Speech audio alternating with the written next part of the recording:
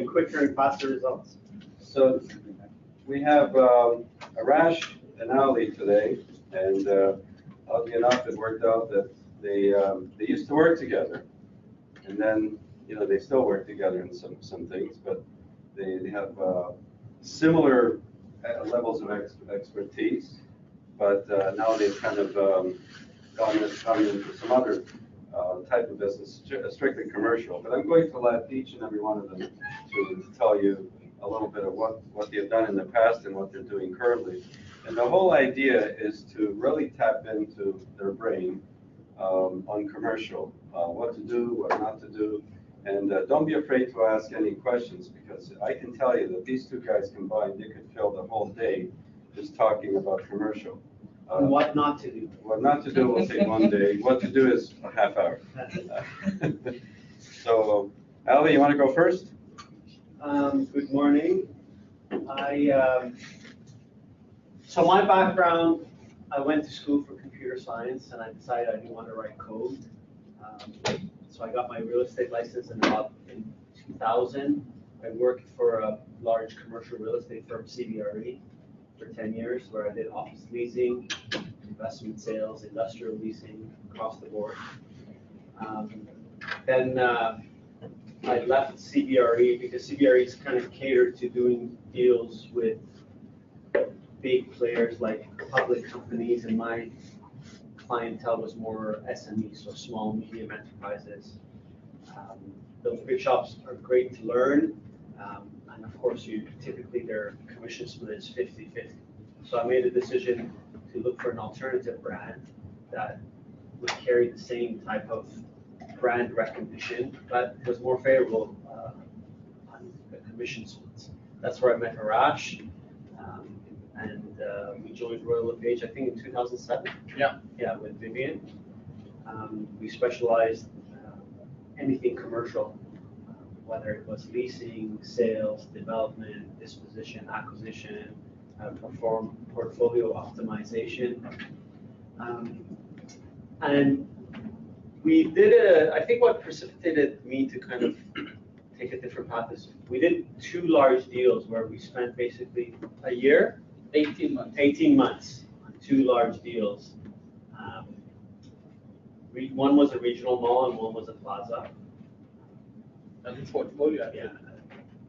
You have better memory than me. And what happened was we negotiated the transaction. It went conditional on finance. Okay. But we couldn't really navigate that space as well as we would like to, because what happened was it was conditional on financing, and one of the requirements is, of course, you need to get a clean phase 1 or phase 2. And the fill that they had used to fill the site previously when they built it, they'd done it before the new legislation. So all the fill was contaminated. And we really couldn't navigate that to find an alternative lender that would get comfortable, or couldn't make the current lender comfortable to allow the buyers to wait. So after some soul searching, Arash went to Iran for a while. I did some soul searching, and I decided that I wanted to really also learn the financing side of the business, because I didn't want to be in a similar situation where we spent so much time, and I think negotiation was harder than the financing, but that was something that we couldn't even navigate because I had no knowledge, or I didn't know any know-how. It was an extremely complex transaction. I mean, just to touch base on that, because many of you guys don't know, and this will actually teach something. When we bought that portfolio for the client, shoppers had a small portion in the shopping center. They wanted to expand. And it was the time when shoppers started bringing food into the store. We had Loblaws right beside shoppers.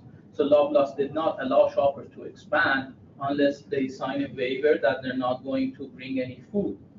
That took 6 months to negotiate with Loblaws. It ended up costing the client, the seller, actually $250,000 as a payment to Loblaws just to allow Shoppers Drug Mart to bring 2,500 square feet of food into the store. And after that was done, the new legislation came into as of the January 1st, 2008, with the new regulation on the environmental. So we had a clean phase 1, phase 2, site condition report that was clean. This was done by the for the bank of ING, which went bankrupt. That's who our client bought this whole deal from. And in 2008, those reports were not valid anymore. We had to go based on the new guideline, and just the whole thing has changed. We couldn't get the financing. The client got sort of scared, he wasn't sure if he really wanted to do the deal, and the issue became the financing, and just the whole thing fell apart. Are you at liberty, so you lost that deal? Yeah. Are you at liberty to disclose roughly the number, the dollar Yeah, value? the dollar amount was $16 million. We had a commission agreement. That's in 2007, 2008. And we had Which a 4%. today would be what? Would be about 40 million today? 30 million probably. 30 million. And that was 4% commission, and we dividended the deal. So me and Ali represented So is that the why you went to buyer. Iran? You spent the money before you? There was no money. So did you go back and revisit the? You spent all of your money. Or did you We spent it, that's right. No, there was no going back. The purchaser actually ended up spending additional $50,000 on the environmental record of site assessment. And they weren't so sure still if they wanted to do the deal. And no lender was sure if they really want to lend out on the deal because of this. And since this was a portfolio, we decided to even push for one, but the seller said, these two shopping centers are right across each other. If I want to sell, I'll sell them both, or I'll keep them both. So that what ended up happening. That deal died. That deal died. And after that deal, because we spent so much time on that deal, almost 18 months, and we were so sure that this deal will happen, and after that, basically, we took a different path, me and Ali, and we separated after that deal. We just couldn't handle No, it. Ali, you went, just to continue a little bit with, you went to an organization as a vice president, if I remember correctly. Yeah, so I had an opportunity to take my commercial real estate know-how and apply it at a lending institution. So I'm sure a lot of you know GE Capital, which doesn't exist anymore. But what GE Capital wanted to do was they financed their own equipment. When they sold a washer or a dryer or a fridge or larger equipment, they were the bank where the purchaser could buy it on a lease or a loan. One of the industries that they wanted to get into was when clients, large office users or industrial users move to a new space, they have to usually retrofit the space, and they're spending hundreds of thousands of dollars buying furniture, doing leaseholds, buying equipment. And GE provided lending in that space for clients that were moving. So they wanted to leverage my background, knowing where all the moves are happening and the tenants, to get ahead, to meet with the client and offer them alternative financing. Typically, when a client goes to their bank, banks don't like leaseholds. When you're spending money building a wall, doing painting, doing lighting, typically banks don't like that. But GE had found a way, or had appetite at that time, to lend in that space. So I was at GE Capital for 5 years.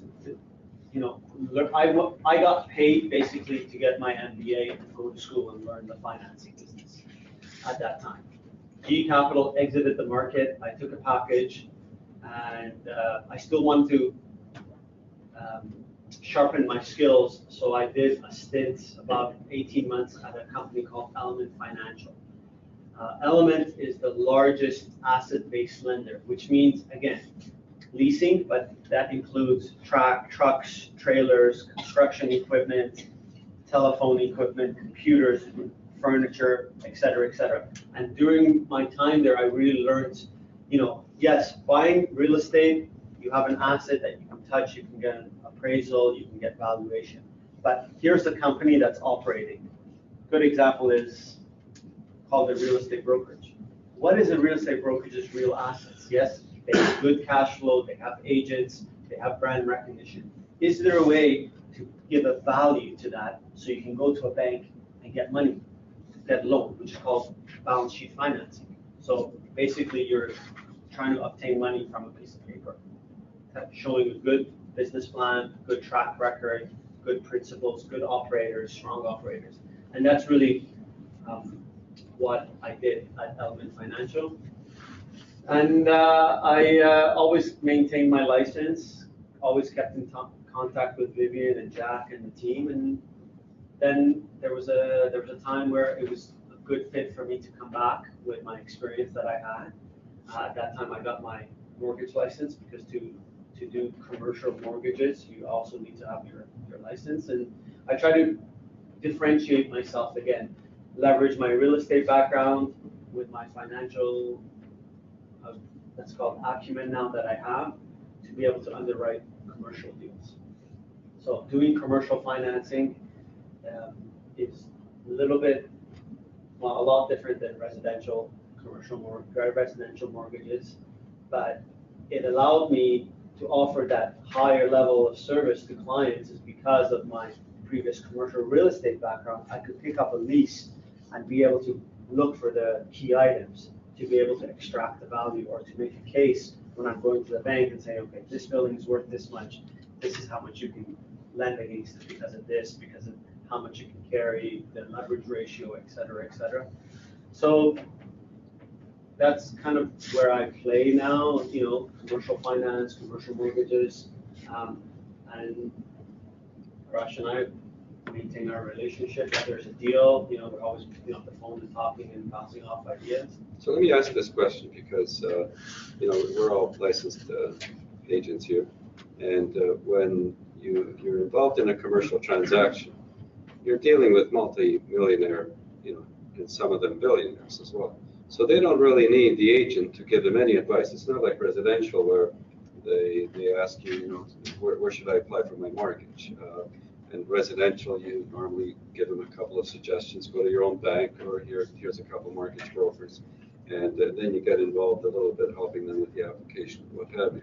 But in commercial, they really don't need the real estate agent for financing because they've got their own accountants and lawyers and banks. I would disagree with that. No, but I'm getting to that because you started by saying that you learned a lot about that first deal for 18 months, that the financing, as sophisticated as they are, they still need some help. And you've actually very eloquently described how you improved your skills and abilities to the point where you're actually, now you're blending both, your skills and abilities as a real estate agent and also the financing world. And you got the total package here now so that you can understand the commercial transaction from A to Z. And then just another point, and then I want Arash to comment, or you, is that when you were starting, when you started out, you were doing everything. You were touching everything. And then slowly and slowly, I think you guys specialized in a different, specialized in certain types of commercial. See if I'm correct in that as well. I mean, more so Arash, because he remained in sales. It was actually when you go to a large commercial firm, they want you to specialize in one segment of the commercial business because commercial is so vast and there's so many specializations. My specialty was office leasing, and my market was North York-West and Vaughan. At that time, there weren't so many towers in Vaughan, so it got bunched in North York-West. But every property, I knew the property manager, I knew what the availability was, I knew what the operating costs were, and I typically knew what type of tenants were in there. And I kind of built my database and my skills by specializing in one asset class in one segment of the market. Once you build that base, then it gets a lot easier to switch because all the skills that you learn in office leasing, guess what? It applies to industrial leasing. They're all transferable. Yeah, because the terms may be a little bit different. Now you have to consider truck level doors, driving doors, clear height, power, et cetera, et cetera. And guess what? Now they're transferable to retail leasing. And leasing is a really good space to play in because the timelines are typically shorter and you can make quick commission. Same with residential. A lot of young people or juniors start in residential leasing and then they get into sales because it's quicker cash flow. But everything that you learn in leasing is 100% applicable to sales. Because when you look at a property, how are you going to determine the value? Well, you got to go back to the sales, or you got to know what is the typical income that property can generate, be able to build a model. yes, it has 5,000 square foot retail. Well, I know retail in this space, I can look on the MLS or the last deal I did, it's 20 bucks net. So I know, okay, this is how much income I'm gonna put here. So there may actually be value add if my client can purchase this and the current tenant is only paying 8 bucks net for retail space, but we know the market's 15. Well, there's tremendous upside there. Or if there's office space upstairs, yes, I worked on office deals. I can look at the lease. Okay, oh, actually, this lease doesn't mean anything because there's a termination clause here in 3 months. So really, we're not going to place any value on it. So everything that you learn in leasing, you can apply to sales. Arash can address the development side because that's his specialty in land sales. And that's why we complemented each other so well, because his experience, tremendous experience in land sales and development with my leasing background and investment sales, it worked very well. No, they don't make land anymore, right? No. Sell real estate, sell land, they don't make it anymore? No. Is that your slogan? Yeah, no more land, widely existing. Unless in Dubai, they create land over there. Yeah, but even that now is too costly, and the keep-up cost is it's tremendous, and it's just doesn't make sense. But in here now, there has been a lot of development that's happening more within the boundary of the city. So it's not like the old days that they want to expand the city. The new guideline that came out last July actually is that all the development should be focused within the city where there is the existing infrastructure, not anymore like the old days, they buy a 100. Stretch out all over the place. Yeah. That's not the play anymore. Until And 2041. is that primarily because the governments, local and the provincial, they don't have the money for infrastructures? Well, they came to a conclusion that expanding the city is not going to help building the city. They Yeah. already have the infrastructure within the boundary of the city. Why would they expand it when they can go higher? Hi, just tear it down and. Yeah, and also we do have a extremely a strong lobbies from the environmental group. I mean, all of these act, the Open Marine Conservation, Green Belt, all of these came to effect after year 2000.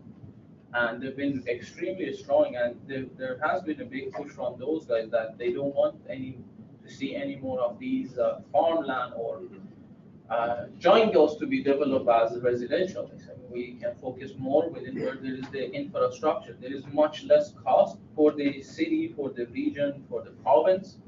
And the infrastructure is already there. So it's a little bit more of what you're describing than intensification, just it high-rise. is. That's what it is. Best example is that right here, Yonge and 16. Yeah. Never existed before, high-rise. Well, I mean, there's some high-rises, but. Some highways, but There's an now office building, 9251 was the only. Yeah. that was the only office. But now everything along Yonge has been designated for mid-rise to high-rise. You know what, if I could, that's, those of you that are familiar with Richmond Hill, prior to a few years ago, there was hardly any new buildings that were going up. And most of the buildings, when, say, I do the stats for the Royal Page New Home sales or house sales, and the average sale, let's say in Richmond Hill, was always low, about 350 or 250, because they're all old buildings and nice square footage in that, but the buildings were sold at the common expenses were higher. And all of a sudden, some of these new buildings have come up, and all of a sudden the prices have gone sky high, but there's still, the average is still being brought down by the older buildings. So it's only been a few years that we've had all of these buildings. And I remember years ago, Tridel used to be the primary condo builder. And I remember on Yonge Street, one of these buildings that the new developer decided to build a condo, and he had a big sign that said, "This is not a Tridel project."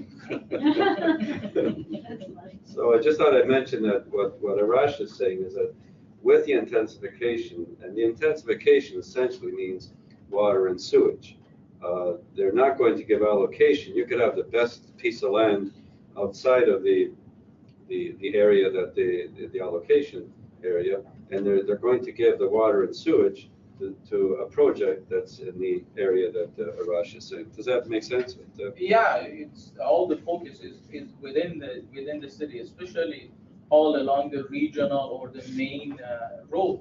That's where they want all the development. And again, because of the transit and the infrastructure that exists, so there is no cost to the city, to the region to expand those. They could just use the existing infrastructure. And that taxes back to the Yeah, I mean, municipality. today they're on a piece of land, they're getting I don't know, $50,000 or $100,000 on 1 acre land. They build a high rise, they get $5 million in taxes. Millions of dollars, yeah. You know, they build 200 apartment, each unit pays anywhere from $5,000 to $8,000 on taxes. Not to mention the levies. Yeah. The levies, well, you know, today's is, to build a 200 unit apartment, the levies alone cost the developer probably about 13 million. It's about 65,000. Explain how analytically you guys went through with that software that we tried out there for a while. Argus. Argus, and the details that you inputted into that to get the cost of a project and then with a profit, and all the time that it took. Like, it's not just a quick math. No, because we have to get all this different reports. So, in order for me to, I have to go through the actual process of developing a piece of land or a development. So what happened is that when we looked at a piece of land, we had to come up what would be the financial modeling on that piece, how much profit the developer will make. That's how we could price the land. It wasn't only about how much density we could get. That's one way to look at the value of the land. But in order to maximize the profit for the seller, we have to show to the purchaser that if you buy this land, you go through this whole planning process, this is what the profit would look like.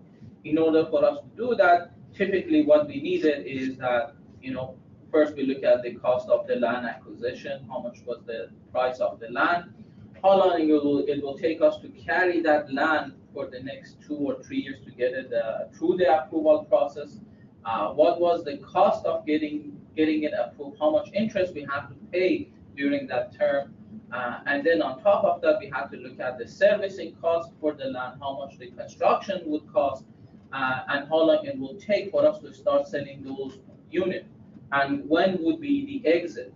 So we have to look at that entire model and look at maybe 5 to 10 different reports and gather all the numbers and then put it into this financial model or Argus software, and then based on that, it could give us a projection profit. But the input, each item, each entry, would you say there was 100 entries at least? Yeah, because or more? When we say land acquisition, that means the cost of acquiring the land, legal fees, how much mortgage you're going to get, legal fees, disbursements, lawyers, fees. brokers, mortgage brokers, land transfer tax. Those were just the beginning, those 8 items, just to buy a piece of land. And those are the large items. Yeah. Those were the large items. Forget about the smaller item, 5,000 here, 10,000 over there.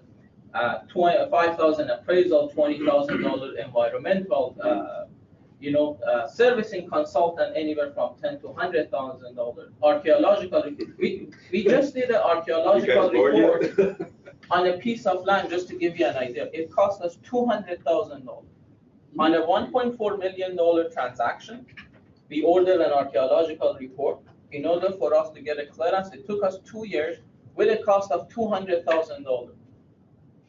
And that adds to it takes away from the profit sometimes. Yeah, because we sold the land 1.4, we find out we have to do the archaeological report. Seller has to do it. The city will not give a clearance for the purchaser to do anything, and it took 2 years. So think about it, $1.4 million, we sold the land 2 years ago. At 5% interest on an annual basis, that's about $140,000 in 2 Not to years. mention the land is worth probably $3-4 million Now, and it cost us another $200,000 just to do that. And this is just a simple piece of land to build a state house on it, on a single family. I'm not talking about a development land. And this could happen to any piece of land. So This software is so amazing that you would do a projection that you'd be able to, you hear that 3 year, 3 years, 5 years, 20-year projects. So if you projected that in 3 years you'd be able to start building and sell, but then there's a delay. Now you'd have to go through all that math. If you did it manually with a calculator or even with Excel, you would have to go through each and every one of those calculations and move it to a year or 18 months or 2 more years. And that would take an extreme length of time. But this software, one of the things that was just amazing, once you entered all of these costs and you have your projected data and your profits, then if it's extended, all you had to do was pick up the line. The line and move it forward. And move it over. Within seconds, all the calculations were done for you. But the software wasn't cheap, but it was well worth the money, because if you have to pay someone to recalculate that, it would probably take a month. Typically, Altus is a good example. They do these projections. On a smaller scale project, they charge you about $20,000 To build that model. Yeah. to build that model. And that's, I'm talking about to build like a 20 houses, not a complex of 100, 200 unit apartment building. But and the software is what it is. And they use the same software. They actually own the software. But you have to know what to put in there. That's Every line that you put in, if you screw it up and you put the wrong number, then if you use that and it's wrong, that's why you need an accountant or somebody that. So we were going to, we tried it out, and at first we thought that we might be able to pass it on to the agents. But then, so we just restricted it to Ali and Arash, primarily because the liability would have been horrendous. If, let's say that, someone were to do these calculations and sell the project based on the calculations that you've done, and then if it was wrong, then you would have been sued for giving them the wrong information. So that's why it was never passed on. We just allowed them to use. You still use it at all? Yeah, Yeah. I still use it. I have it on my old computer because we didn't update it, so. It's still good though. Yeah, it's still working until that Do we computer still have dies. it, John? Do we still have it? No, even if we did, we would not, if you wanted it, you would have to buy it yourself. Primarily, there's too much liability. Yeah, I understand. Because you have to be skilled and you have to be trained on it. It was not a simple like I said, every line, just picture that it's an Excel spreadsheet, and every line, it's a heavy duty program. And, the developers use it, the planners use it. Pension funds. Pension funds. But the input, the old computer expression, garbage in, garbage out. Yeah. So if you make a mistake, then you get sued for millions of dollars. It wasn't worth the liability. But so we've got a bird's eye view on the experience that both of these guys have gone through. And believe me, they've had experience in making money. They've had experience in losing money. And, More experience in losing money. Well, and some of it really, really hurt. But let's take a few questions, and then we'll pick up where we left off here. So far, what you probably have heard is how commercial is done. So sometimes, I get asked all the time, especially brand new agents, when we finish the OREA program, they come in and say, I want to do commercial. So I'm always curious why they want to do commercial. And they say, because I get to work 9 to 5, get to deal with millions of dollars, and say, well, that's probably a good idea. And do you think that it's relative? Anyway, I go through, a little bit of questions and answers, because they don't have a concept of that point, what commercial is, except, they feel that it's kind of an elevated position. It's like I want to go right to the top and make all these millions of dollars. Once they realize that it's not quite that simple, but, I encourage them to just get your skills in residential, and then slowly the commercial will find your way. And like you guys did, you started off doing everything, and then slowly you specialized. But let's handle some questions, and then we'll continue on. Anybody have a question? I have one. Arash, you mentioned archaeological report, so it took about 18 months, you said? 2 years. 2 years. Obviously, we're well past the due diligence period on that purchase. Yeah, we had a 30 days due diligence. We had to waive it, but then after the due diligence, the purchaser went to the city. The city told him that we need to do that. And since he wanted the deal, he asked us, and we told the seller this is the requirement. So two things can happen. Either we can try to cancel the deal, which is not going to happen because we did not know about it, and now the purchaser find out about it, but he still wants the deal. So the best scenario is try to accommodate him and see. And we did not expect the cost and the amount of time that it would take to get this report. So what would have happened if this land was deemed of archaeological significance? Well, when it is, then they have to remove whatever they find and they'll make a report. It's not like that you cannot build on the land. Typically, that's not the case. If they find it, what they are trying to do is to get a sense of the history. So it's not really found bones in the land that really doesn't have any value, but it's mostly about the history of the land. And sometimes they could find just a dog bone, and they're going to claim that it's an archaeological significance to this land. And now we have to do the info. And that's what happened. So that would have added more time to the whole Yeah. process, potentially years. Could be, depending what they find. So when we had to do this report, the guy he did a phase 1, which is said, yeah, there could be some potential. Then they had to do the phase 2, and then it suggested in the phase 2 that we have to start digging. Now, when we talk about digging, it's not like that they will bring an actual excavator and start digging. 20 people come with a small shovel within that area, which they think they might have something. And brushes. That's what they do. And Yeah, that's what it almost takes. damage whatever's there. Yeah, everything gets pinned in yellow, red, blue, and it was like a crime scene. And with a small shovel, everyone you'll see with a small shovel start digging. And that could take years because with this weather that we have in here, they cannot work during the winter. If it's rainy, they cannot work. It has to be only a sunny day or a cloudy day for them to work. And that could add into the As cost. an outcome of this, would you suggest, is this something that could have been preventable, or do you suggest adding a condition, reporting condition? It depends. Usually, it's better if you go to the city and ask them if there are any significant to this land or no. Usually, the city have the map. We had no idea that this was part of those because the land was serviced. It was approved from within the city of King. It was approved in 2006. My client serviced the entire subdivision in 2007. There was no mentioning that we have to do archaeological report. Why was there no mention of it? We don't know. Regulations change as well. And regulation change. Rules change maybe after they find something in another piece of land close by that area, and maybe that's what got the city to think, well, maybe we should do a report. I'll give you another example. Anybody knows what Endangered Species Act is? Have you guys even heard about that? Yeah. So you've heard. Anybody else? It's, Okay. So Endangered Species Act came into effect in 2008. This act talks about animals and talks about trees.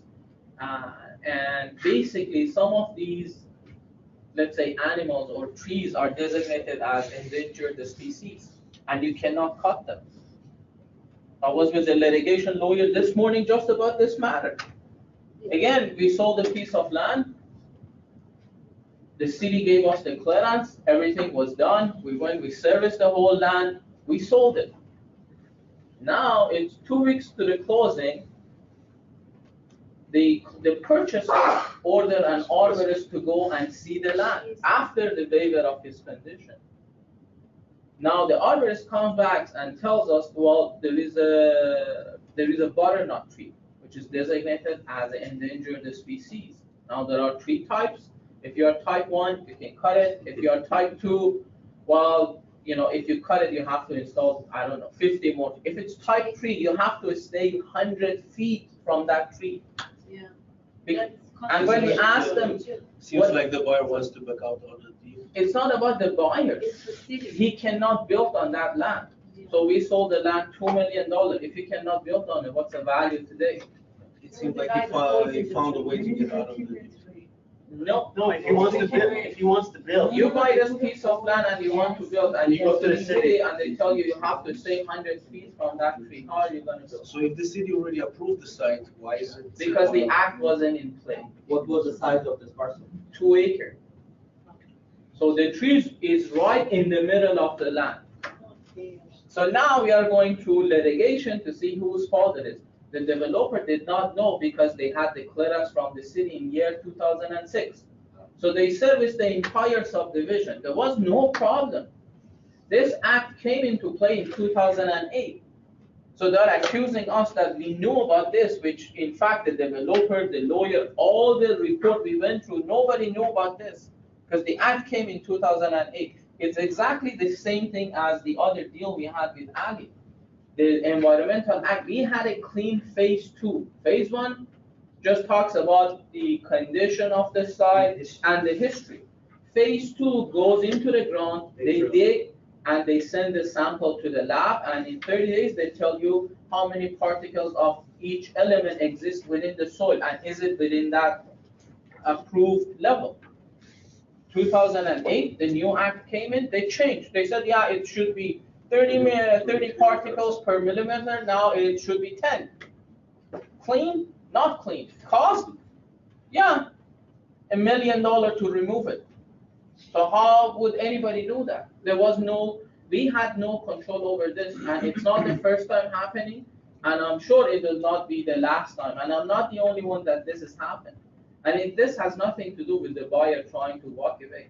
It could be a way for him to walk away, but if we get rid of that tree, that land is worth $3 million.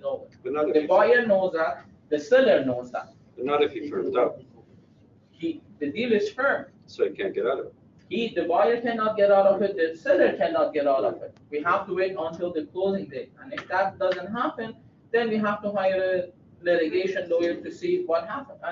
And this morning, I had this meeting just about this. The phases, conditions. I'm gonna give you another example. We bought a piece of land right on Yonge. And we did the due diligence. Within our due diligence, we find out that there is a proposal from the city of Toronto to run a 10-foot wide sewer line right in the middle of this land. A $40 million land, all of a sudden the price went to $20 million. Wow. Because the city needed that pipe, they had to run it right within the middle of the land we were buying. And they can expropriate. Oh yeah, you cannot, And they won't they're pay not a lot. gonna change anything because they're gonna service 1,000 different houses.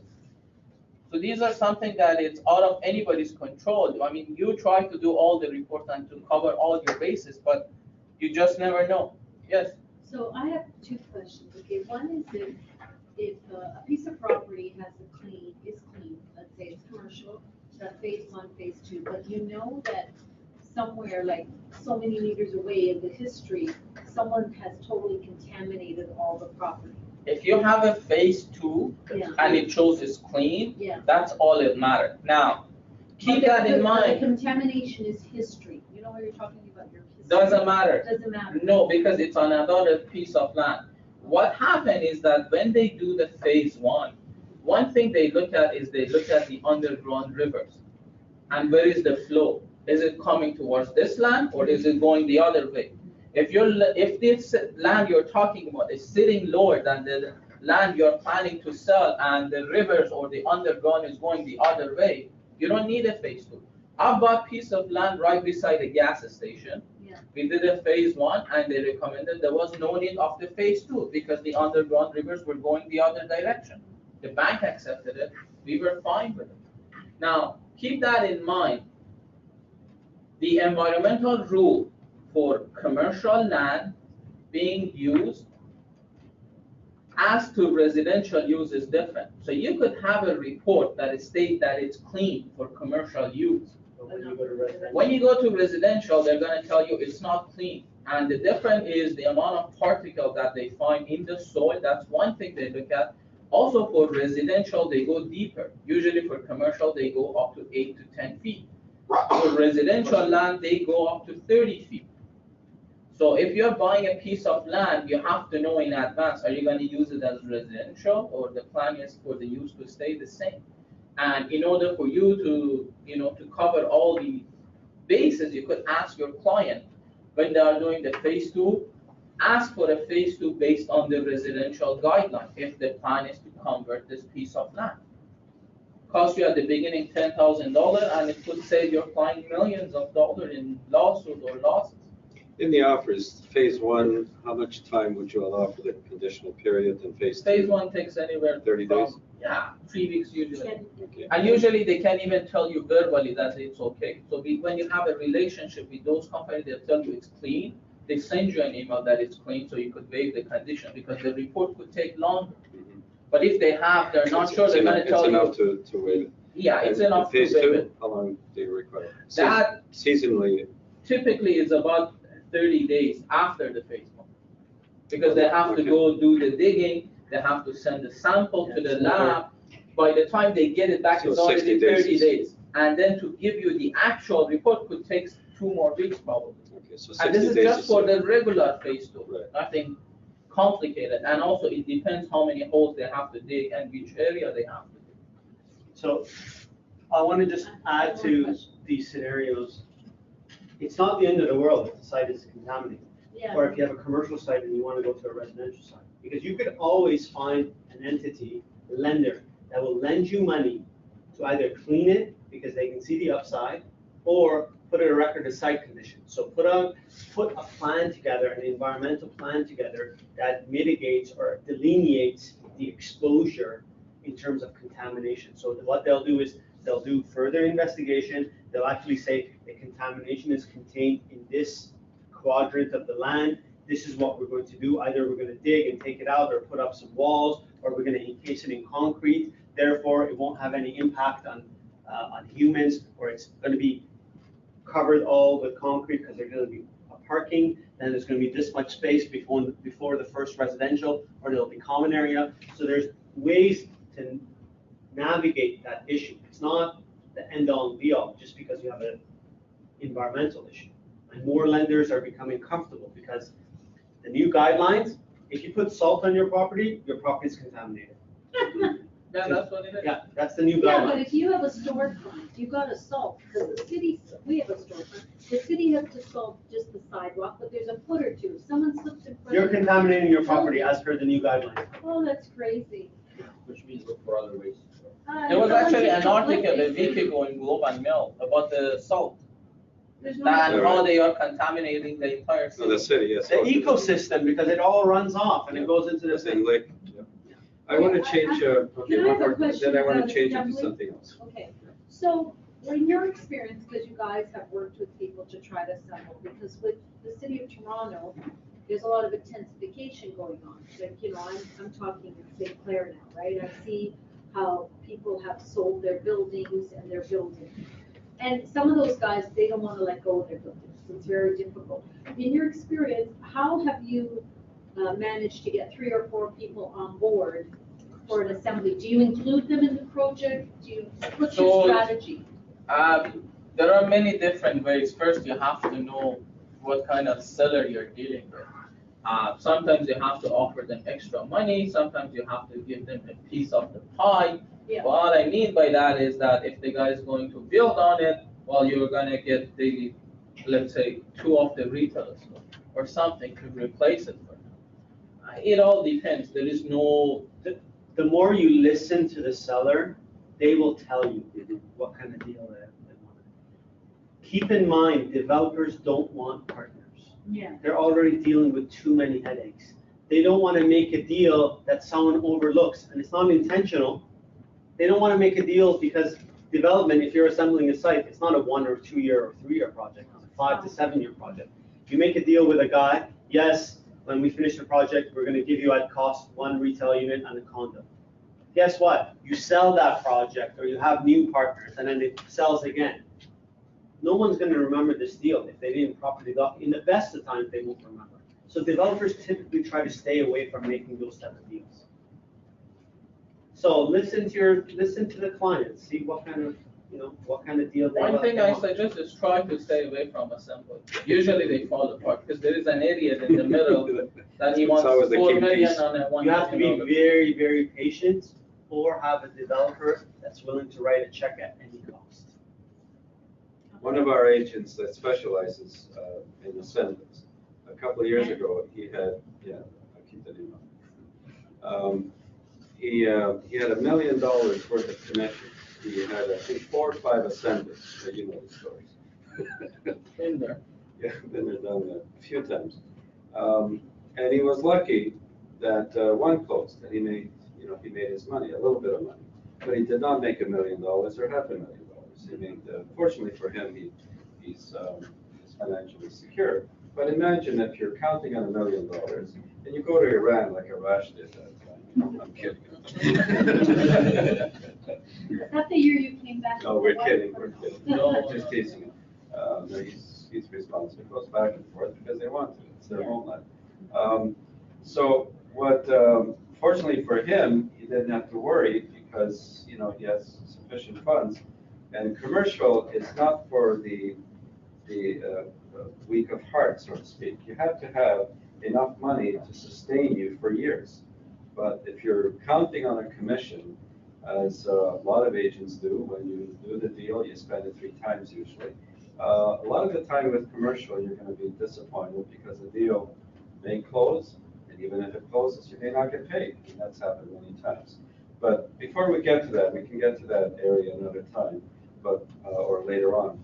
But what I want to get into a little bit is when you have a buyer that wants to buy something, whether it's commercial land or whatever, how do you find the product? Let me ask a few questions that I get asked all the time. That's one of them. How do you search? Where do you search for the properties? And it's kind of universal anyway because it applies to, unless they're in MLS, then you have to revert back to these other areas of search. But help me out, or help the agents out with this question. We know that the ones that are familiar with commercial, that you always have to protect your clients or your listing or the property, primarily because everyone wants to know who your client is so that they can take them away from you. And if you identify where the property is, and if you have not secured either the buyer or the seller, that you can rest assured that you're not going to be dealing with that property, because the commissions and the numbers are way too high that they can go behind your back. And then also with the commercial houses, and you guys have a lot of experience with it, they constantly want the agents and the buyers to sign off on the non-disclosure agreements.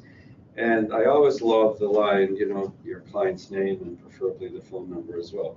So if you can help us out with that area that really involves protecting your commission and your clients, even before you get into searching for land and doing the deals and what have you. And I'll go a little bit further and say that there's no 100% protection against it, because there's 1,000,001 ways to get around it. So you see they're snickering already because they know what I'm saying. So in other words, if you have a really great relationship with the clients that you're dealing with, your percentage of success in collecting a commission if you do a deal is much higher than if you do not have a great relationship with the clients. Help me out with this, because that comes up all the time, especially with the commercial houses, that we know what they do. They just want your client's name, and then they call them right away and say, hey, you want to deal directly with me. I think Not that you ever did it kind of goes back to becoming a specialist in one segment or one area. Yes, you're dealing with a big dollar values, big numbers, and unless you have, as you said, let me back up. Even when you have a piece of paper signed, doesn't mean they're going to pay you. We have to deal with that every day. At the last moment, they want a discount, they want this. If you hope to do business with them again, then give them a deal. Or if they're big enough, sometimes they'll just really don't pay you. I don't care. Let's go to court. Guess who has more money? They do. So what are you going to do? You're going to hire a lawyer and you're going to fight them for your fees. So you take steps to protect yourself. So either you make sure the fees go into, or the first deposit goes into a trust account, so at least you have line of sight to that money. In terms of protecting yourself, in this market, my opinion is buyers, unfortunately, are at a disadvantage. You want to get to the product. I guess to find the buyer is a lot easier than to control the product, unfortunately. So, and what is your game plan? leasing to get to the product, to turn it into a sales scenario, becoming a specialist, building relationships. And yeah, we've made a lot of mistakes on how not to make money. For you to pick up a phone and call us and say, what do you think of this scenario? We may have seen it 100 times. Don't waste your time. And it doesn't mean that we become your partners or we're looking for something. Pick up the phone. This is a scenario. What do you think? Okay, do this, get this form signed, or call so and so, tell them. It doesn't mean that you pick up the phone. But sometimes, if you think it's real and you really need help, well, have that conversation with the other agent and say, this is what I'm bringing to the table. I will manage the client. I will get all the forms signed. I will go to all the appointments. And I want to be your partner. And guess what? I'm bringing this opportunity because I want you to teach me. That's a fair thing to expect for a partner. But don't expect to just hand the name and say, okay, now I want 50% of the fees, and you have to protect me, and you have to do this. Because yes, guess what? Arash and I, after a while, we never provided our clients' names and anymore. We registered the company, and we always signed the company's name at the NDA. That was our strategy. So either AFA Group or Rumi Capital, or we used to sign Royal LePage. We're buying it for Royal LePage to protect. And that's okay, that's not illegal. Royal LePage, there's investors within all the Royal LePage that may want to buy it. And as long as you disclose that with the manager, we're going after this product, are you okay? Can you sign this? So we get the confidential information, then you determine. And then it's all about relationship based. As much as technology will help you get the information, design, communicate, it's about relationship. I still maintain all my relationships from my CBRE days. They're all VPs, senior VPs. I pick up the phone, hey, what's going on as a kid? Yeah, that property, what's it about? How many bids did you get? What do you think it's going to sell at? Is it worth us coming in? Yeah, I know you're not cooperating in commission, but will you give me a fair chance? Yeah, Ali, hey, yeah, bring in a strong buyer. We don't want any bullshit, what this, that. So I kind of touched on a whole bunch of different things, but. Yeah, I was in that situation where all of a sudden one property had to go to these guys, it was a bid, it was totally biased. But later on, when I saw what it sold for on land registry, our offer was better. So to me, I believe they did a back-end deal somewhere. That's very typical, not the Yeah. first time. Yeah. It wouldn't be the last. That's what I think, because we had a cash deal, and then all of a sudden you see it a few hundred thousand less, and you're thinking, okay, what happened here? And unfortunately, sometimes. Like, how do you handle that? They say, okay, come in, but you don't even have. You take it as it comes. Unfortunately, you have no control. Yeah. That's why you have It to is go what after it the is. product. You have no control. I noticed that most of the commercial business obviously is through exclusive listings. I would say, based on my experience, as I started, more than a half, nobody really goes after MLS listings that much as they want exclusive. No, So- the MLS is only the shitty product that the MLS. That no one, that they can't sell. And they're hoping that And in some. case if something good actually comes out, it gets sold. Well, but let me make a No, comment. you can't say that. So I put my cousin's property on MLS. Yeah, but let me say this about the MLS. They're absolutely right. The commercial buyers and sellers traditionally have always said, if it's on MLS, don't bother showing I it to have me. several clients that told me that. They don't But want there's something else to be said about that. Once in a while, a residential agent that has a relationship with a builder, developer, whatever, screws up. And he puts something of golden value on MLS. So there's nothing wrong with looking at the MLS because there's a lot more residential agents today doing commercial than there ever has been, primarily because all of the information is now available. And we've got a lot of ethnic groups that have relationships. Well, let's take the Asians, for instance. Well, they want to deal with their own Asian agents, primarily for the culture and language and everything else, familiarity. And so just to pick a residential agent that may have a relationship and they want to buy a pile or they want to sell a plaza or something. And he makes a mistake. He figures, well, I don't know anybody. I'm just going to put it on the MLS. And that sometimes ends up being a really good deal. But having said that, the old rule still applies. A lot of developers, a lot of people that own properties, commercial or whatever, they don't want it on MLS because they don't want the world to know that it's for sale. It could affect their financing if they're trying to refinance the Their project that they're ready. credibility. Credibility. And for instance, if a restaurant, if you're selling restaurants, Staff. it's just as an Yeah, example. staff. Well, you don't want to advertise it. I mean, would you go in and eat at a place if it's for sale? I wouldn't go because you know that they're in transition. And it's got What is the best source for the MLS? Well, the best source is the relationships. We're getting back to the old relationship because let's say that you have a buyer that wants to buy a piece of land. Well, now, and they need financing. Well, here's two guys that are sitting at the front here. You call Arash or even Ali because he knows his stuff as well, and you say, look, I've got a buyer that's got $30 million, but you got to qualify the buyer. So here's the problem that commercial guys face. They get a call from a residential agency. I've got a buyer coming in from another, my home country. He's got lots of money. He's got up to 100 million. Money is no object. Well, they're not going to be listening to you because what they want from you is, what they'd rather hear is this. I have a buyer that's coming in from, let's say, Iran, and he's got $15 million, no more than $15 million. He's looking for a plaza, preferably in the GTA. He doesn't want to go to Cayuga, doesn't want to go to Niagara, but he wants to go and stay in the New York region area, and preferably with some kind of an anchor tenant. And the cap rate, they're flexible because they just want to get the money out of the country and in here, instead of the 6 or 7 or 8 cap rate that they would prefer, they'll even take 4.5 or 5. Now, that's kind of that would make more sense to you, right? It does, but even for those agents, we still are not gonna work with them. I don't have time to waste with anybody because everybody. My next now- question will be like, send me the bank statement that the money's in Yeah. Canada. Because Yeah. guess what? Even if you buy that plaza, now you're gonna have problems closing on it and getting financing. As soon as a bank hears my money's coming from overseas, oh, you have a secondary set of anti-money laundering or KYC requirements. So, yesterday I was on a conference call, investors, sophisticated from Dubai, they want to buy something here. So we spent the majority of the call on coaching them. Your money's ready, start transferring here, go buy a GIC, leave it in there for 3 months. So that when you're ready, the bank won't question it.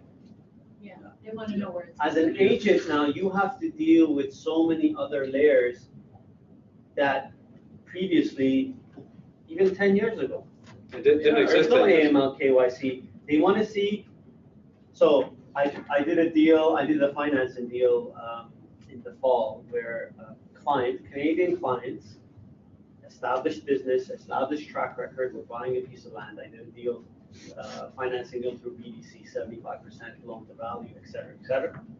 There's 5 partners. We spent 2 months satisfying the BDC on where the money was coming from. One was taking the equity out of their house, one was getting a loan from his father-in-law, another one was putting a second mortgage on his commercial property, another one was cashing on GICs. BDC wanted to see the actual line of credit statement from the client's father-in-law that showed availability, what property was secured against. They wanted to see a copy of the check that he wrote that went into corporation. They also wanted to see the copy of the bank statement which showed that the money left the account. That's the level of due diligence you have to deal with now. So if you can give the client some heads up, listen, great, but also start thinking about all these other stuff. Have you thought about the reports that you have to do? Have you thought about how you're going to obtain financing? Well, these are, at least if you ask them or pause, give them question to pause, you're differentiating yourself from everyone else. This is the problem. A lot of people are coming from overseas in here. I'm sure they have the money. The question is not about the money. It's getting it here. It's getting it here. It's the question. Can you prove it? This money is legit? Because the banks wants to see that. Unless your client has a $10 million house that is paid off, and you can prove we did to this me 3 years ago. Yeah. that's paid off, and if the guy cannot get his money from overseas, he can go and get a loan against his house, then we look at that deal. If you're gonna come to us and tell me, well, my client has $10 million, so what? My client has $1 billion. What it means? Is the money here? Is the money legit? Can you prove it? It's in his bank account. Yeah. If you don't have that, don't waste your time. Oh yeah, if we buy something, we're going to transfer. But good luck. No one's going to give you a year. Even if you wanted to transfer money from the States, you're going to have the same problem, or even from Europe. So, great, if a buyer calls you, if you can't control the product, then qualify your client as much as you can. Oh, you have $500,000? Great, is it in the Canadian bank account? Is it in the savings account? All of it's been here. How long has it been here? And explain to them why you're asking this. Guess what? If you go and buy the property, then the bank is gonna give you a tremendous difficulty if the money isn't here already. And you're gonna be subject to a whole set of things. So why don't we look at strategies on how you can bring in your money here? Then we can go on a shopping spree. Guess what? All of a sudden, you're not every other agent that called on the newspaper. Oh, they have some plazas, I'm gonna call them, yeah, I have $5 million. You're gonna be the only one that asks them. Great, have you thought about how you're gonna bring the money here? As Jeff mentioned previously, I also find myself quite often in the middle between the listing agent. He says he's the listing agent, there are a couple other guys underneath him, and me and the buyer, The right? broker trail.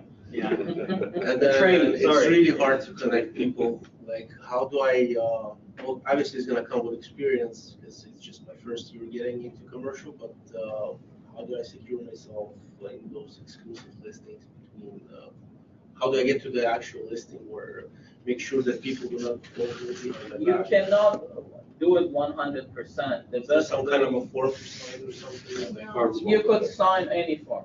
I know what you Jack mean. can give you 20 different forms to sign.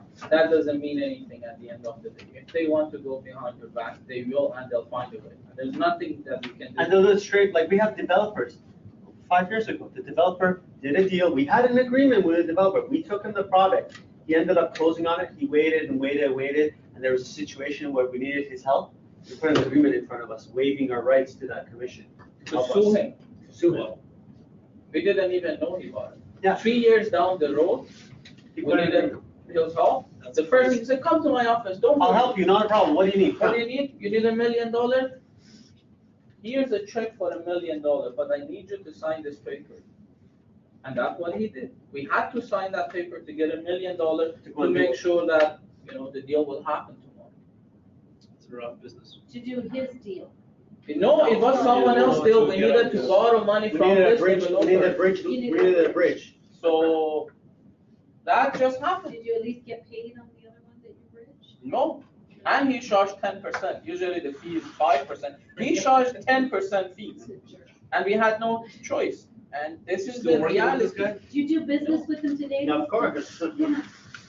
Here's the And reality. it's a small world, okay? No, but I mean, It's it a very, is what very it is. small. But Yeah, before I've we seen move it. on, going back to Yeah. your point is that if you're gonna be in this business for long enough, you know which agent is a bullshitter and which agent Yeah, is.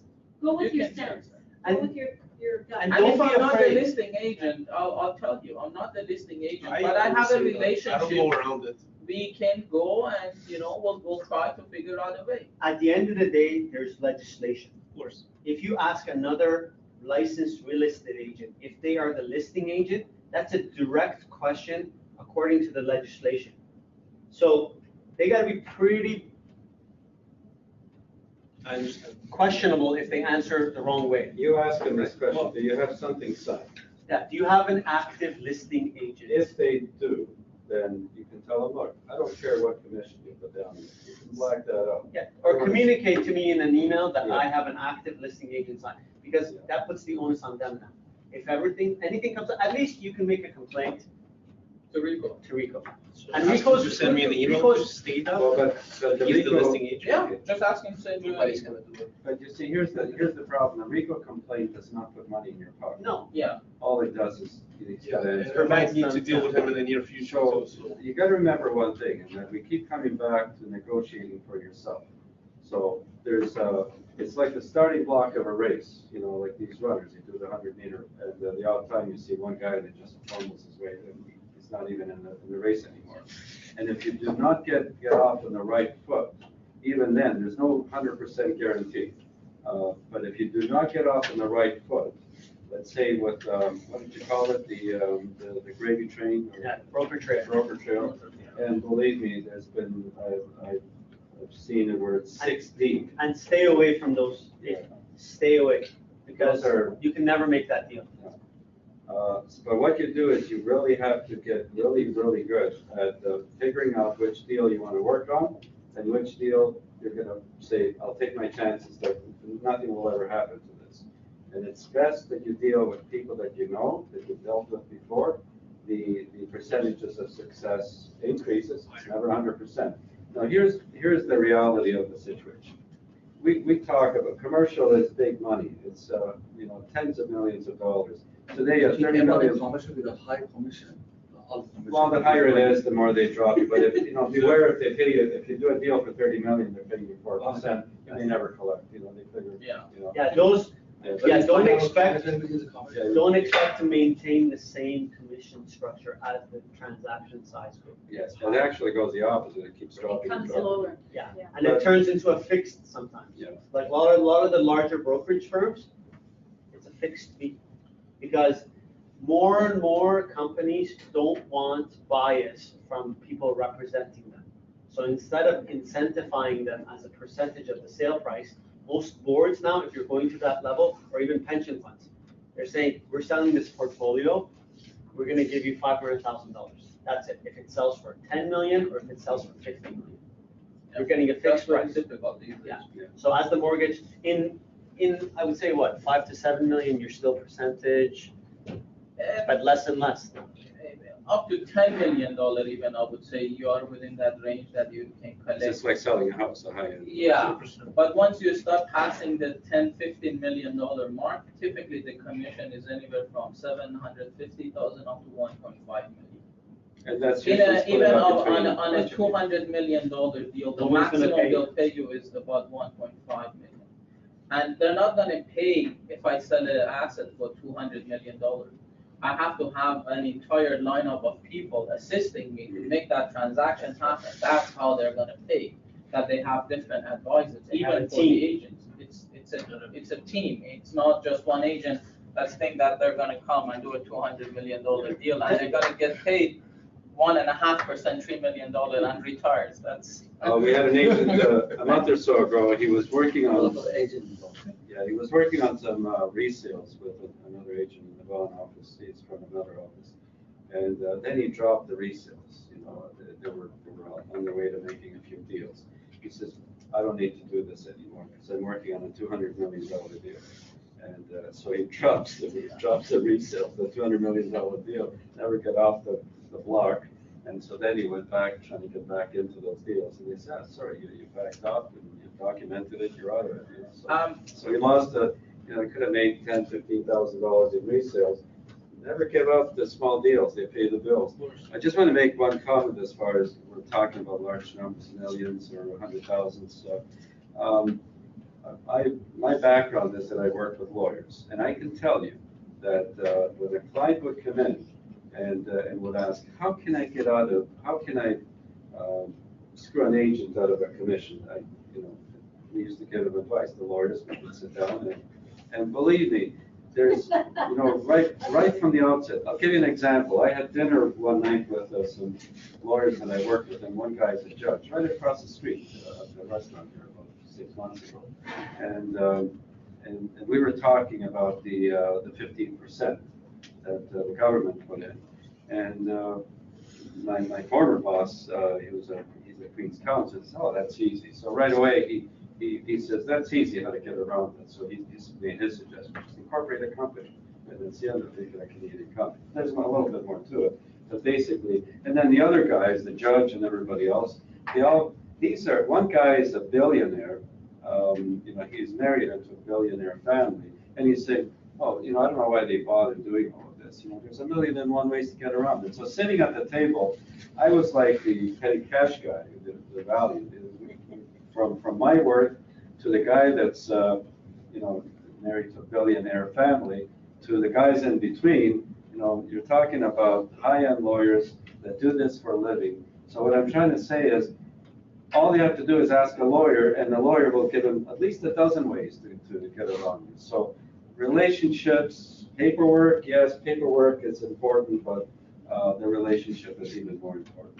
And make sure your contracts and the language is precise. Of course, yes, they can do whatever they want, but typically it's pretty hard.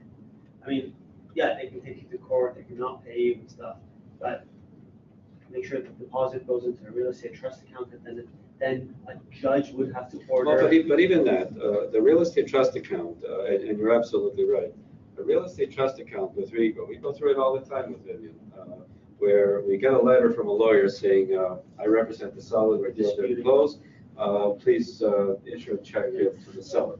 And then I write back and say, well, according to our REGO guidelines, we require a mutual release, Or a judge order. a direction, or a court order. And then now the lawyers, they start hammering away and say, well, according to the offer, anyway, we say, you give us one of those three documents, and we'll give you the money. But here's what a lot of even brokers don't know.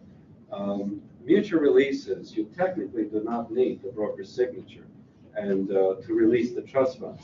If the buyer and the seller, let's say a rationale that one's a buyer, one's a seller, and you have $1 million in our trust account in the Royal Pitcher community, and we get a direction, funds, so they both sign off, and it's a two-line direction. We hereby authorize you to pay the $1 million being held in your trust account payable to Ali. Then we have to, even if the deal didn't close, and that happens sometimes, we have no option. We cannot hold it back because we have to release that money according to the direction. So here's what happens. So you alluded to the fact that you put the money in the trust account, that you got some leverage over there. Well, if they wanted to screw you, what they do is they get the direction. We have to pay it out now to wherever they want to pay it. And the next thing you know, you can go Yeah, after but that would mean that the buyer and the seller both want to. Now, Arash has given me permission. Years ago, he had a deal that didn't close. Let's say, for argument's sake, there was $450,000 commission. And so the deal, the buyer went behind the back. Were you involved in that one too, or just no, you left him alone? So what happened is the deal didn't close. The deal closed with the buyer that he represented, and happened to be a billionaire. And basically, Arash says, "Why aren't you paying the commission?" The guy says, "I'm not paying it." And sue me. Now, Arash, we went through legal opinions and we went to lawyers, and the results were the same. And the lawyer said, well, you want to spend $500,000 on legal fees to collect nothing? The guy's got more money than God. So what did he have to do? He could not pursue it because he could have spent $350,000, $400,000 to maybe collect $400,000. And that would have taken 5 years. 5 years, and the emotion involved in that deal. He wouldn't have earned any money for 5 years because your mind would. And it would end up costing. So what was the reason that they didn't want to? Didn't want to pay. Why? Just decided, because he can. He wanted to buy Ferrari probably. But you don't have the money receiving service. This is not fair. No, that we're trying to give you a reality check. I use the example, the difference between residential and commercial is this. Residential What is. about the deposits? even $1 million check, I still have the check for $1 million from that client. I still have the agreement. In the agreement, even clearly states that 2% was the commission. And I still have the check, and I have all the paperwork, and I have all the emails, and I have the entire track record to show that this buyer was introduced to this property through me. Oh, The problem with that deal was that what happened is that the buyer bought the deal. The way he did it, he did the share purchase after. And the closing of the share purchase happened 2 years down the road. So not only the transaction didn't happen within the land registry system to go after him, he did it in a different way. Now, when you do a share purchase, since we're not licensed under the Security Act, you're not entitled to the commission. Correct. And the other funny thing is that there was a case which agent from CB sued actually the seller sued the agent from CB for the commission, and they went to court and they won. They said you're not licensed to act under the Security Act. How could you collect the commission? This wasn't a transaction, and they won. There has been 2 cases already that We're I know. licensed under the Business Brokers you Act. should have any.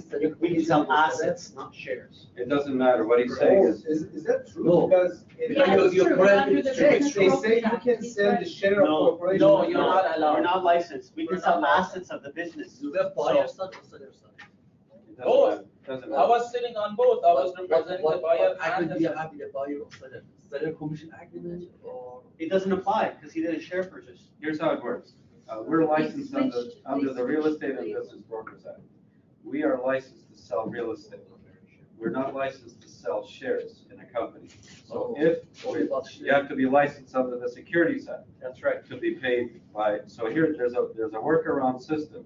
So some agents, they want to do a share purchase. Well, we don't know how to do those documents. Some agents come in and ask me, do you have a share purchase agreement?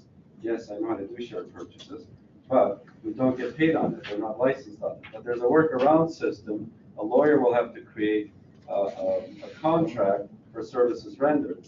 Because what happens is this, again, going to Oh, it's lawyers. written right in the share purchase. that Well, the it's a separate, No, Separate. it's a consulting agreement. It's Consulting not- agreement. No, the share of the corporation. It's a consulting agreement. Because if you own the share of the corporation, it means that you own that piece of property that the corporation owns. You're selling the company and the assets. Yeah. So a lot of agents, what they do is they do the deal and they're expecting to get paid. In the meantime, the seller has already checked with the lawyer that, hey, you can do the deal, but at the end of it, you don't have to pay them a commission because legally they're not entitled to it. And that's why these court cases support the fact that we're not licensed under the Securities Act and we're not entitled to the commission. So if you're ever doing a share purchase, check with us, but you need a strong lawyer that knows how to do these contracts. And it's the same way as you go out of province to try and sell something in Quebec or some other place. Is there any way to get the license for that? Yeah, Is there you any could, license? you could get the license. It's not I that, get securities license? yeah. Securities. If you get the I had a license- license back in the day. Are you keeping it? No, it expired. I used to work at the bank, that's why. Even today, you can still go and get it back. I think you can reopen the license. So it might be I an can option. park it somewhere. Yeah.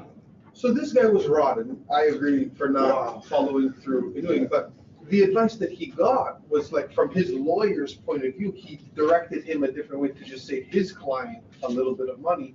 So as a protection amount for yourself was to get a share, what is? Canadian securities. And that's a way that you would be covered, that in the event that this would happen again to you, that you would be selling the share?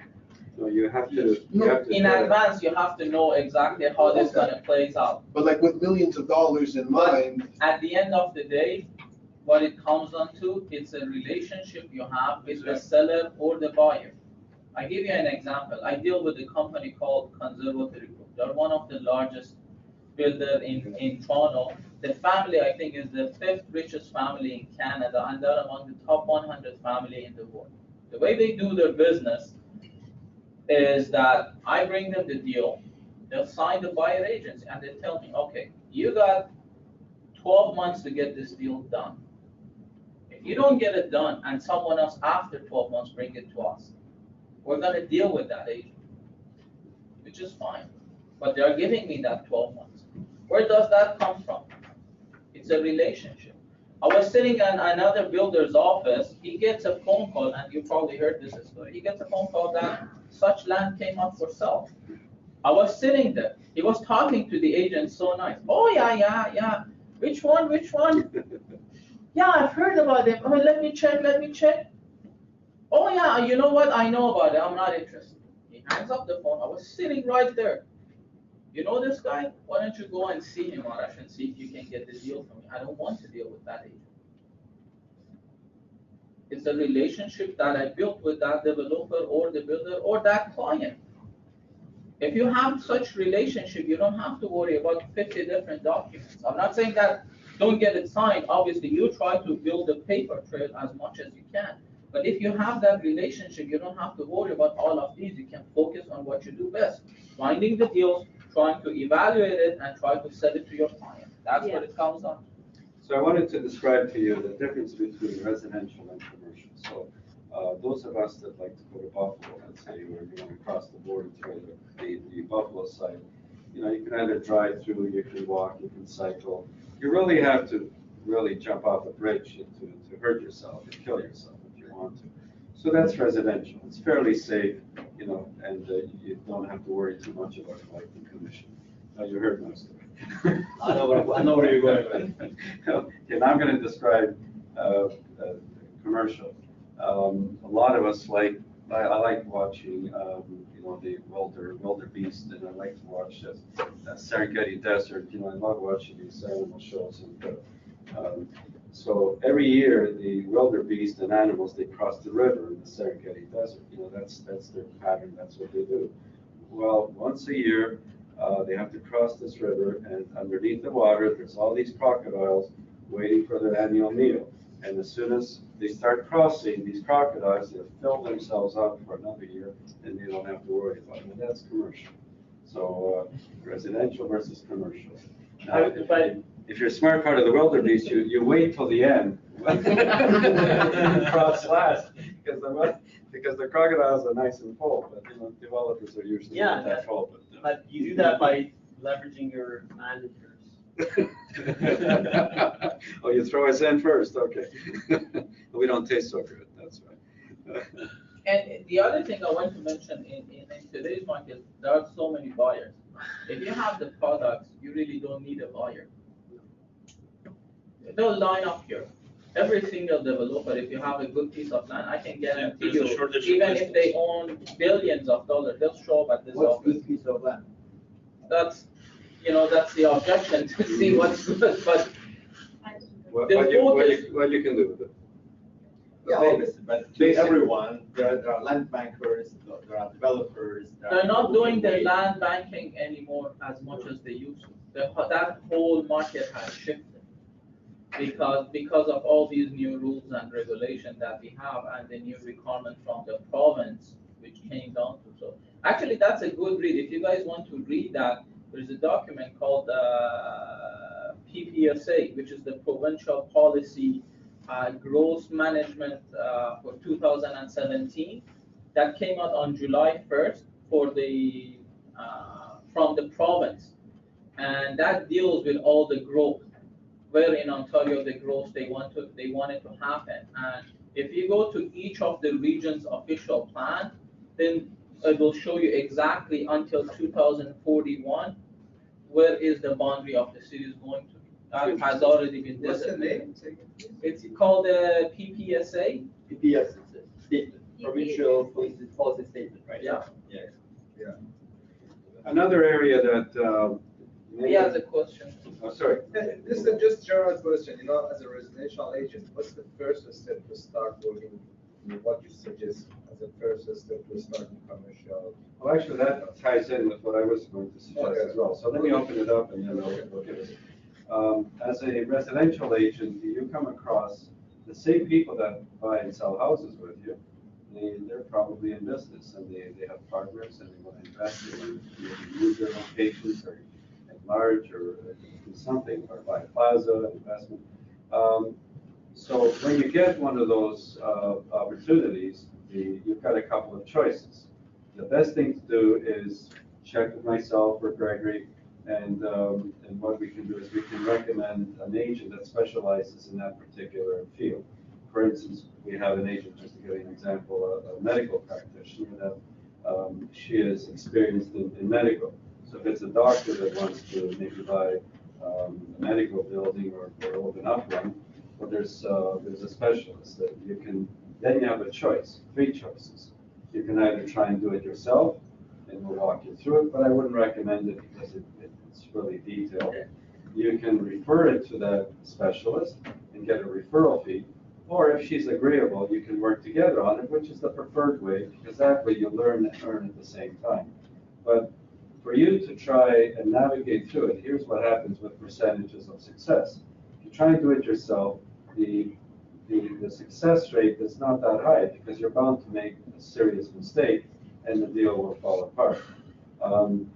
If you refer it to the wrong agent, because maybe it's going to give you a better referral fee, but they're not specialized, and everyone will tell you, yeah, I know how to do medical, I know how to do plastics, I know how to do gas stations, but we're fortunate we have agents that specialize in so many fields. And you've heard this word come up a lot today, specialization. So the preferred way is if you can learn and earn, if you're agreeable, that's the best way. Otherwise, refer it and you get a referral. But And I wouldn't approach the learn and earn, don't say, I have a client, what's your fee? How much are you gonna share with me? You're not gonna get an answer, say, I have a client, I would like to learn from you, this is what I'm gonna do for my share, I'm gonna, provide something, so then,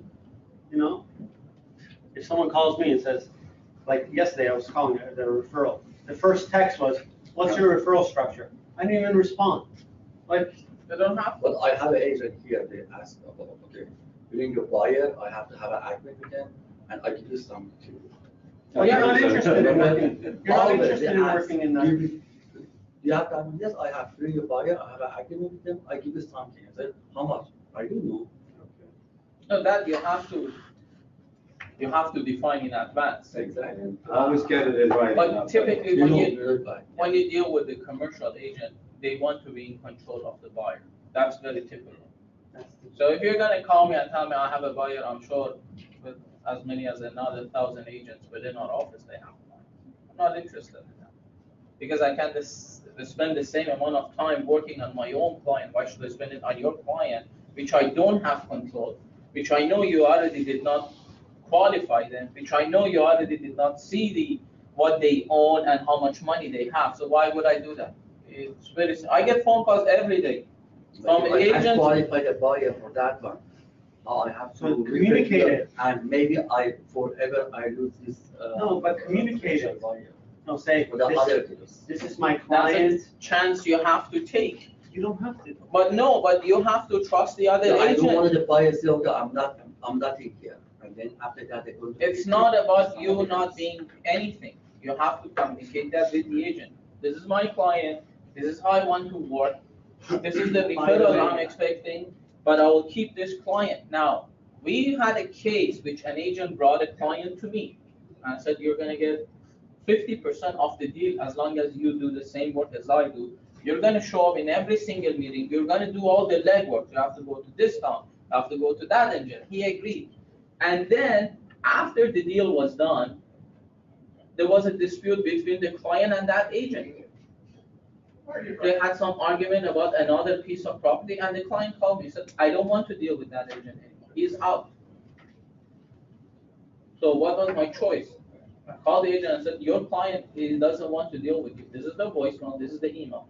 You tell me what you want.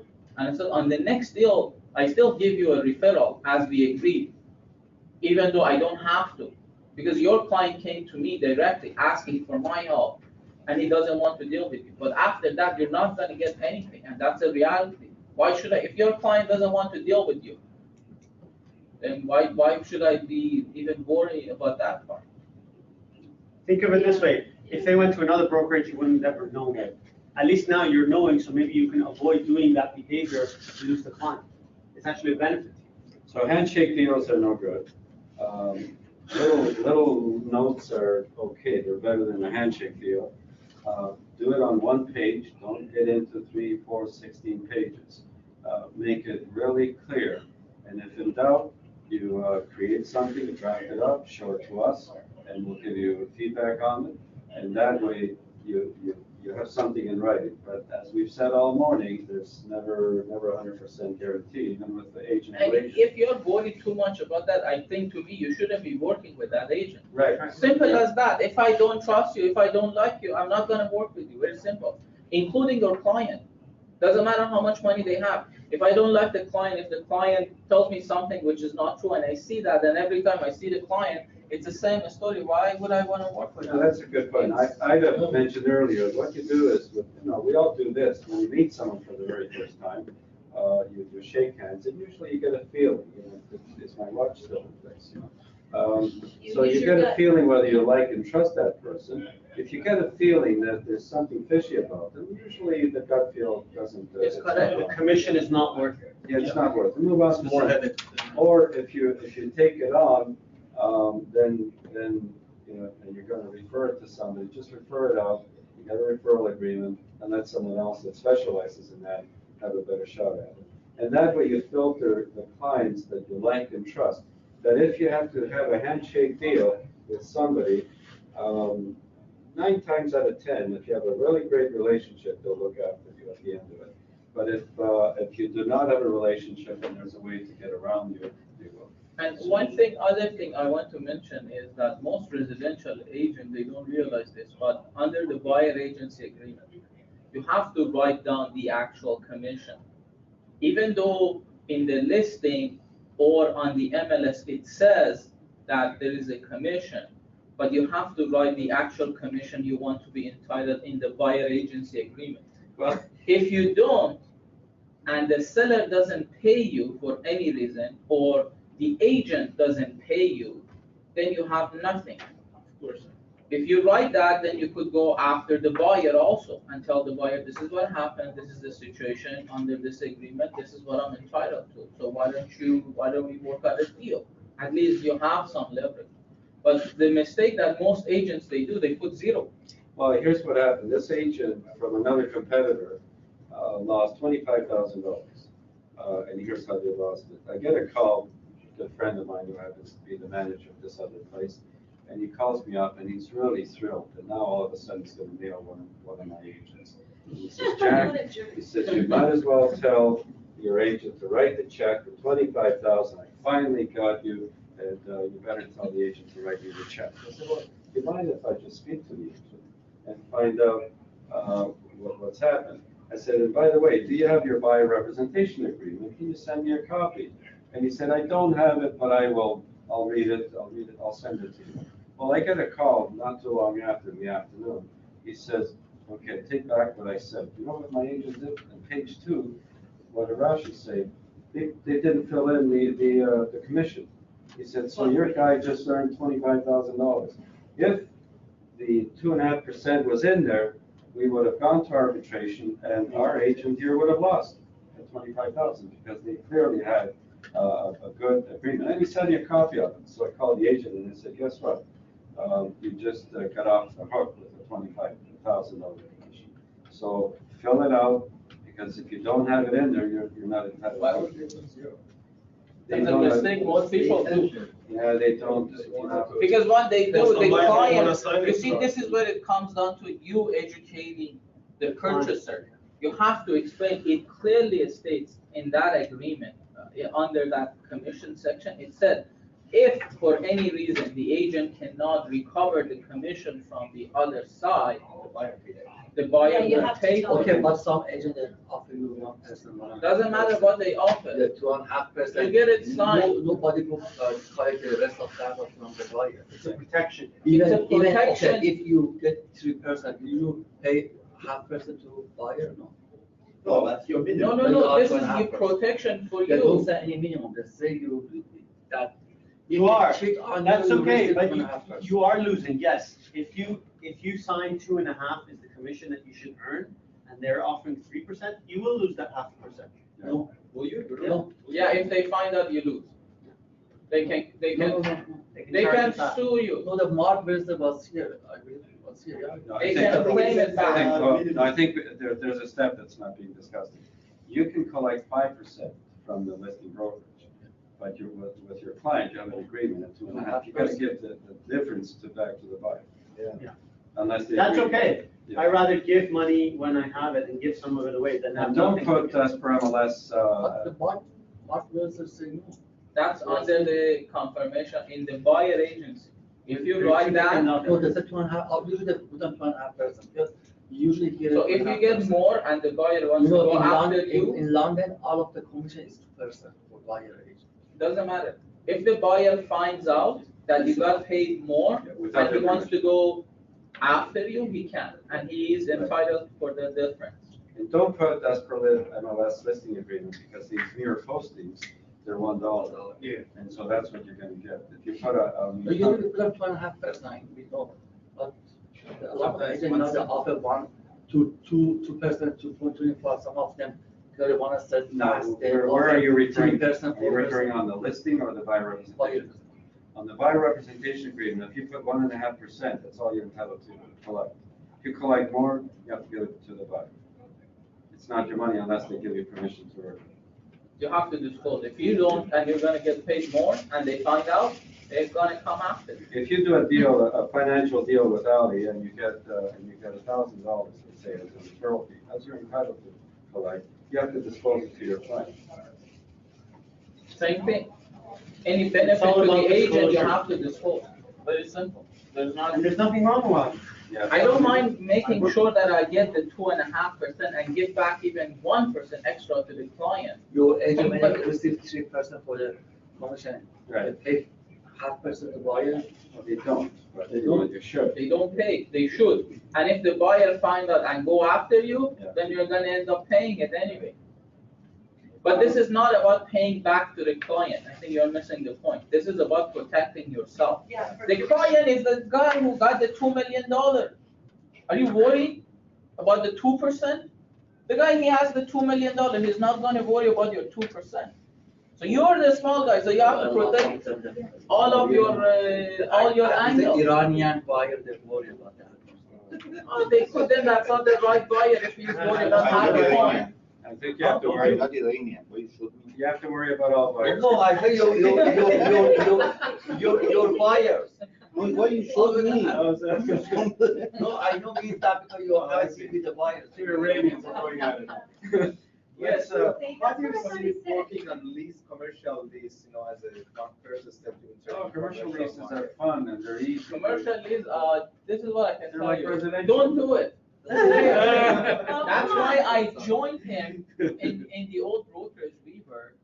I didn't want to touch on the leasing. When I find out he was specialized on the leasing, every single lease deal he handled, I didn't want to touch it. Because the leasing is the most complex, to me, I think it's the most complex side of the transaction. More complex than the selling an investment, selling even an entire portfolio of $200 million is easier than doing a 50-page lease, because there are so many things. So We have a specialist. Even in the residential sector is much more. residential, it's Jim easy. Kaiser- I mean, compared to the buyer. But there's steps you can take to make it easy. Yeah. So Get good at the first step is the pre-printed form on the web forms is very good. And what you do is you defer to the lawyers. So you Oh. either, you make it conditional, Yeah. you write it in the agreement that this is conditional upon the lawyers reviewing the building standard please. That's it. Yeah. And you defer the 50 pages to the lawyers. Yeah, you could do a letter of intent Yeah. and then have the lawyer do the lease. Don't ever draft it. I always have the So we're lawyer. gonna take a few minutes and do, Ida, if you have anything to declare as far as, not customs, haves and wants? I have a garage, which is it's a sale of business, 300,000. And it's also for lease. So the owner is the same. It's located in the design decor district. He's looking for a good tenant, so we're not in a rush to find just anybody. So it's zoned auto currently. It has many uses. There's 3 licenses there as well, which is the safety standard, the auto mechanic. Now, the building, he might even demise maybe 3,000 square feet if somebody wanted to come in. It's in the design decor district of Toronto, City of Toronto, between Castlefield and Eglinton, where the new LRT is. So I have that, I have a brochure, if someone wants it, I will give it to you. And that's all, I also have a buyer who buys freestanding buildings, zoned auto, and he's looking currently in the GTA, so if someone has something in their pocket, he's solid, I've done a few deals with him, Jack knows them, they're Yeah, recommended. she's got control of this. I've got control of the buyer. So, if you come across something, it's gotta be a minimum of 3,000 square feet, minimum 3 bays, a freestanding building. It could be an industrial building that has a drive-in doors that they could also work around. You have your business now? I'm looking for it. I'm sorry, I have it in the card. You should have answered, don't you know who I am? Yeah, we heard that from some agents. It's just I a did sale give of the name of business the guy. asset. Now, Special the ed. He works building with is us now, not he's for with sale. Connect. In the I think it's the event- same guy. Sam Saul? In I the can look event it up, someone yeah. wants me to I offer think the on email, the that's building, the we'll guy. look I think at it's, it. with our, one guy that I asked about is with our Connect office as well. He does, specializes in auto sales, which doesn't exist anymore. Yeah, I've got those numbers. If you have somebody that's serious, talk to me about it. I am related to the seller. He is my cousin. This is my godfather's shop. They have 40 years of goodwill. So I'm one of their clients. People still go. Great, anybody else have anything? Oh, excuse me, just a quick question from panel. In commercial, are the subleases allowed? Yes. They are. With landlords No, consent. If there is a clause in the Tenants should be lease on the. that it allows the sublease, usually they're allowed, but you need to get a consent from the landlord, and the landlord has to be satisfied The financial. with the financial and the covenant of the new tenant. Why charge? And usually the tenant should be on the agreement and responsible for any check written, yeah. You could get a Usually they do release. that, because I have. it depends. It depends, there is no. Again, there's no Usual standard. ways, so. It depends who you're representing. Any other haves and wants? Yeah, I do. Yeah. Well, go ahead, please. Okay, I have a buyer, he's looking for a building of 2 or 3 story, to build, for a college, between 10,000, 20,000 square foot, but to be close to subway, starting from North York to. Are they What kind operating? of college, what is the license? Hygiene, dental college. Dental hygiene. Does he have a college right now? Yes, he has one, and he wants to move to downtown. But usually they have a license, and license is exactly should be He in some. Yeah. They can move the license. Yeah. They can apply and move the license. What's his budget? Sorry? What's the budget? Open. Open. So So he- so just to give you some feedback, I won't work on that. Because open means they're not really serious. What No, do no, their no, he financials is. look like? He How is. much down payment does he have? Remember all those things that we spoke about? So you have to ask him, so how much down payment do you have to buy? You Because know, then he'll give you- he has already 2 buildings, one in Scarborough and one he rents. So is the plan to sell them or keep them? Yeah, he wants to keep them and. Buy another one. How's he gonna come up with the money to buy them? He has big business. How much? That's 1 million? That doesn't get us anywhere. No, you see, you need to find out You need how to much, ask him. because when you talk Maximum. about what he wants to be in downtown, especially if they want to own the building, you'll be looking at upwards of $1,000 per square feet. Yeah, So I a know. 10,000 square foot building would cost you $12-15 million, easy. Yeah, I told him, he told So- me it's okay. He's okay with those numbers? Yeah, Okay, if they're okay, then what we suggest is that still the client needs to sign a mandate. What it means to sign a buyer agency with an agent to start spending time on it. Because no one is going to spend time unless they know that if they find something, they can deal with this buyer and they have full control. So that's a discussion you have to have with your client if they are willing to sign a mandate. If they do, then that's something that, it's worth taking a shot at it. If they're not willing to sign a mandate, then there is no point in spending any time. I signed with him, but I didn't find the building, I signed with him, it's like 6 months ago, but I didn't find something. What did you sign with him? It's a The buyer PR, representation buyer agreement? representation. Has it expired? I think it's valid for 6 months.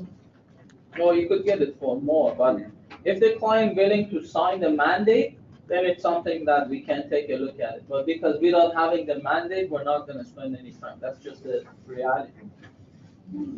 Okay, guys, if I may add, I also have a buyer for freestanding buildings, prime locations, mostly up to $5 million. Old gas station across all of Ontario, I have specifically old gas stations. that. And Those gas anything stations for these days. development, subdivisions, mostly no low rise or high rise, but mostly subdivisions, townhomes and stuff like that. Well, you've got 2 guys over here you can talk about. Sure, I'm gonna grab this. I'll call you And too. the gas station. Yeah. I'll, I have a I'll gas send an station. email to the. Yeah. Yeah, I have that. Thank you, gentlemen. This Thank is you, always- guys, thank you very much. Thank you. Excellent. He wants to sell his business, it's a franchise. I don't touch franchise or sell of business. Yeah, we have, he's just giving me a name because we had somebody here a few years ago, actually, his office was over there. For a couple of years, he worked, and he was a specialist in the sale of business. Our suggestion, and I'm sure, I know Ali and Rash both agree, don't touch business sales. Like what you've heard about leasing. Leasing is a lot better to make some money on than selling businesses. Yep. You do a lot of, it's like eating soup with a fork. You're always busy and you're always hungry. The fellow that I was referring to, he worked at it for a few years. He had done it for over 40 years. The market has changed so much. Some of these deals are so difficult to sell. They want an arm and a leg, and even if you do enter into a deal, most of them don't close. So there's a couple of guys that specialize in the sale of business.